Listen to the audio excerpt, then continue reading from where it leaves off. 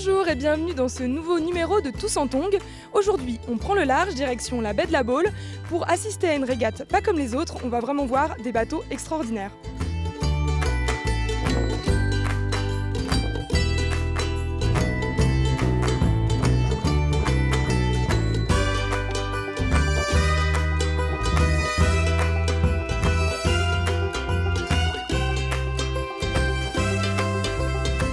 Je suis en présence de Laure Cocanas, qui est l'organisatrice de cette première régate de bateaux volants. Alors bonjour Laure. Bonjour Claire. Alors avant toute chose, c'est quoi un bateau volant ? Alors depuis quelques années, c'est très récent, en fait depuis la dernière Coupe de l'América, la voile vit une vraie rupture technologique. Aujourd'hui les bateaux ne flottent plus, mais effectivement ils volent. Donc ici nous avons des Flying Phantom qui sont des bateaux de 18 pieds, des catamarans. Et aujourd'hui les bateaux sont équipés de foil, donc c'est cet appendice que vous voyez ici qui permet au bateau, quand il atteint une certaine vitesse, de décoller, ce qui leur permet du coup forcément d'avoir beaucoup moins de frottement et d'avancer beaucoup plus rapidement. Donc c'est un sport, on va dire, en devenir, quoi. C'est pour ça que vous avez décidé d'organiser cette régate, pour lui donner peut-être une visibilité ? Exactement, nous pensons que le foil est l'avenir de la voile, que les bateaux volants sont le futur, et il était important pour nous d'ancrer la baie, qui a une tradition nautique ancienne, dans cette nouvelle page qui se tourne de notre sport, et que ce magnifique stade nautique devienne une étape régulière pour les bateaux volants. Alors comment s'est passée l'organisation de cet événement ? Alors la jeunesse de l'événement, c'est l'année dernière où Red Bull a choisi la baie pour être le lieu de sélection de Red Bull Falling Generation sur l'étape française. Donc c'est une détection de jeunes talents organisée par Red Bull, une détection internationale. Ça a généré beaucoup d'enthousiasme, donc on n'a pas voulu s'arrêter là et on a décidé d'organiser la Falling Bay pour aujourd'hui faire une première édition qu'on espère être la première d'une longue série sur ces bateaux volants. Mais vous n'êtes pas tout seul, justement, vous êtes 3 clubs, vous êtes associés, c'est assez historique ça. Exactement, c'est-à-dire que dans cette baie on a la chance d'avoir des grands clubs. On a décidé donc de s'associer, donc la PCC qui est située à Pornichet, le CNBPP au Pouliguen et le Yacht Club de la Baule. On a uni nos forces pour créer cette épreuve. Sur une des 3 journées, il y aura une épreuve spéciale, le Derby de la baie, qui va être un raid dont l'idée est de relier les 3 clubs. Donc le Yacht Club, il y aura une bouée devant le CNBPP, les bateaux passeront derrière l'île des Évins qui est au fond au milieu de la baie, puis iront passer une bouée devant la PCC et reviendront ici devant le Yacht Club de la Baule. Et enfin samedi, il va y avoir une épreuve un peu spéciale qui sera un trophée indépendant du classement général qui va s'appeler Kings of the Bay, où nous allons organiser des runs de vitesse. Donc ça va être une épreuve un peu sensationnelle, un peu fun pour récompenser le bateau le plus rapide de la flotte. Et combien de concurrents là, combien de participants à cette première régate ? Alors sur cette première régate, on a une dizaine de participants, une dizaine de bateaux. La classe est naissante, le circuit est naissant. Donc aujourd'hui, cet événement, on va dire, est un premier événement test pour le circuit de l'année prochaine, qui va s'appeler la Flying League, et dont on espère pouvoir reproduire les standards qu'on aura mis en place ici. Donc c'est une ligue pour que ça compte dans un classement, c'est ça, pour vraiment rentrer dans un côté compétition en Tout France. à fait. L'année prochaine, il y aura une logique de circuit et donc de classement annuel sur le circuit. Et aujourd'hui, là, pour le coup, on attend le vent. Il y a un petit problème de vent. On attend que le vent s'établisse un peu. Ce matin, on a un vent d'est, un vent synoptique d'est. Peut-être que le thermique, qui lui va venir plutôt de l'ouest, va venir perturber ce vent. Donc on attend un peu de voir ce qui va se passer avant de partir sur l'eau. Là, la présidente du comité de course vient de partir sur zone et va nous donner plus d'informations pour savoir quand on part sur l'eau.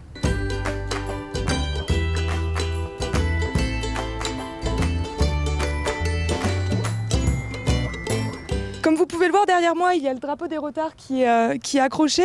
Donc en attendant le vent, on va aller rencontrer Thomas qui est skipper nantais. Thomas, qu'est-ce qui fait que ce bateau est un bateau exceptionnel ? Eh bien en fait le bateau est quasiment intégralement en carbone, donc on a caché certaines pièces. Là il y en a, voilà, on peut le voir avec les safrans. Je vais vous montrer ça rapidement. Voilà. Là on a des belles pièces de carbone et voilà, l'intégralité du bateau est faite de ce matériau-là, ce qui le rend super léger et donc très évolutif. Comment vous êtes arrivé sur ce bateau? Qu'est-ce que vous faisiez avant et comment vous êtes arrivé sur ce type de bateau? Mais en fait, moi je naviguais sur un bateau, ce qu'on appelle archimédien, donc un bateau classique avec une quille, avec du plomb, enfin un bateau assez lourd finalement. Et les premières images de ces bateaux volants très rapides, très évolutifs sont arrivées il y a quelques années maintenant. C'est vrai que ça donne envie de pouvoir toucher à ça. Il y a un petit côté un peu grisant qui se rapproche un peu des sports extrêmes. Et bon, je suis pas le seul là sur le parking à avoir été touché par ça. Et c'est vrai que c'est ça qui nous pousse tous les jours à aller naviguer sur ce type de bateau. En fait, c'est la sensation qu'on ressent sur le bateau qui donne de l'adrénaline en fait. Ouais, exactement. Alors c'est pas anodin aussi. On le voit aussi sur le reste du parking. Il y a une tente Red Bull qui est là. Red Bull s'intéresse aussi au sport extrême.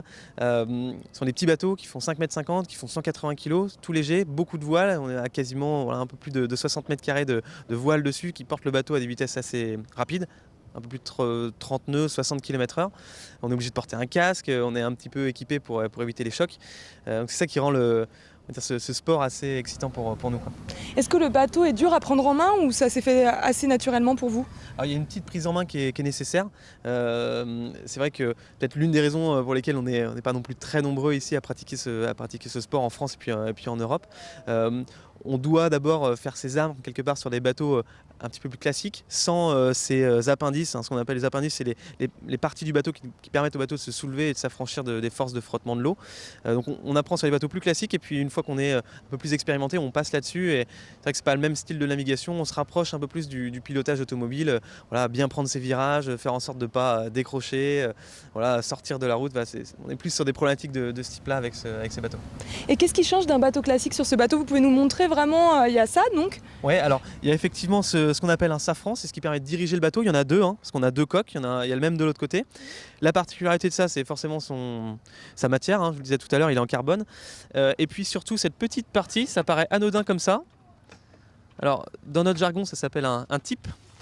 Mais c'est une partie donc horizontale qui permet de pouvoir aider le bateau à se soulever de l'arrière. Et on a le même système avec cette partie-là, je vais m'avancer, qui s'appelle donc un foil, qui est lui aussi en carbone, qui a une partie droite ici. Et alors je ne sais pas si on le voit en dessous, mais il a une partie un petit peu incurvée. Donc voilà, ça s'appelle aussi le tip. Ce sont les deux parties, pour le safran et pour ce foil, qui vont permettre au bateau de soulever de l'eau de façon intégrale, quoi.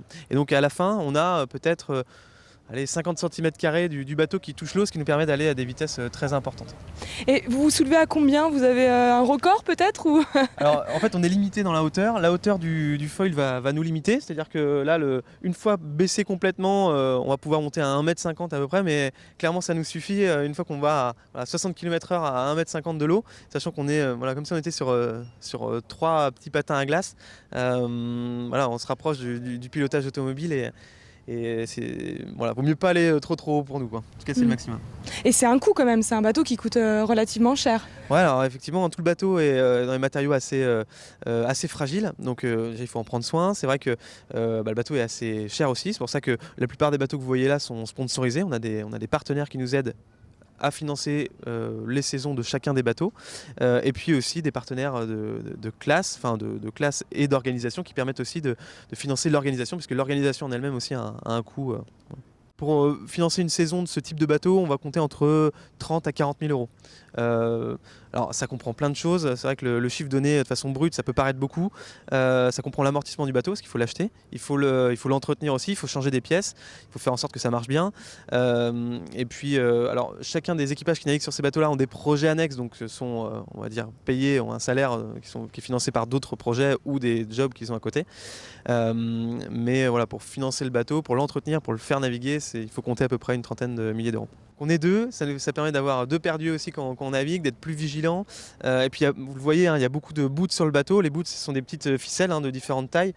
Et sur le bateau, il faut s'imaginer donc à 60 km/h, à 1,50 m au-dessus de l'eau, donc avec plusieurs choses à faire. Forcément diriger le bateau et être concentré sur la trajectoire. On en parlait tout à l'heure pour pas faire de sortie de route. Ça c'est le rôle du barreur, la première personne.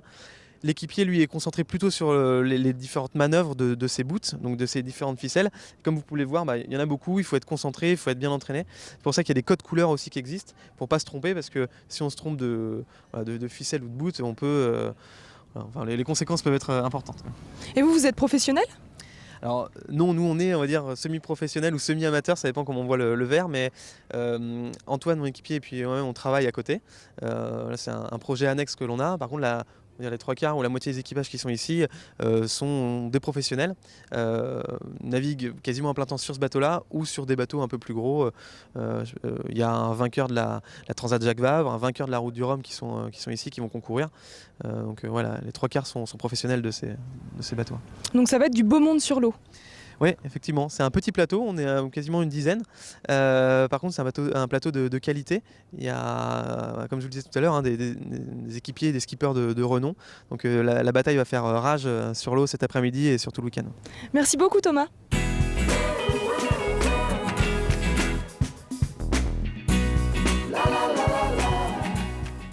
On est toujours à La Baule pour la Foiling Bay, la première régate de bateaux volants. Les premiers catamarans sont sur l'eau, le vent s'est enfin levé. Le show promet vraiment d'être spectaculaire.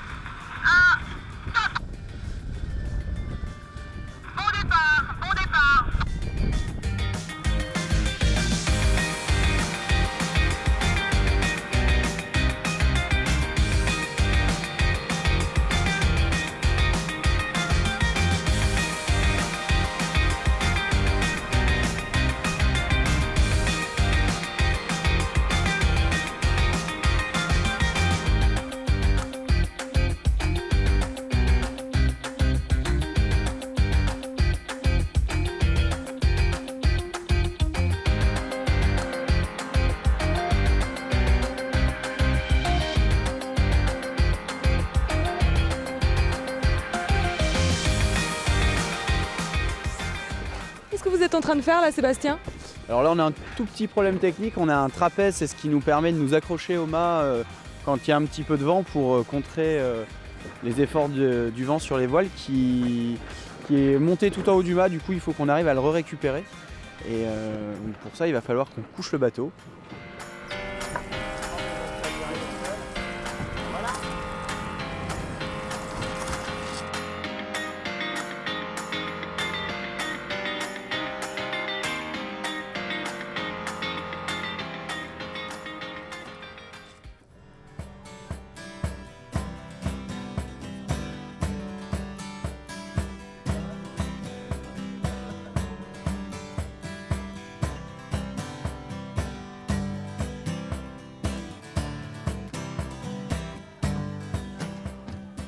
C'est la fin de ce Tous en Tongue. Après une entrée un peu délicate dans le port, la régate Foiling Bay à La Baule se poursuit vendredi et samedi, alors venez nombreux.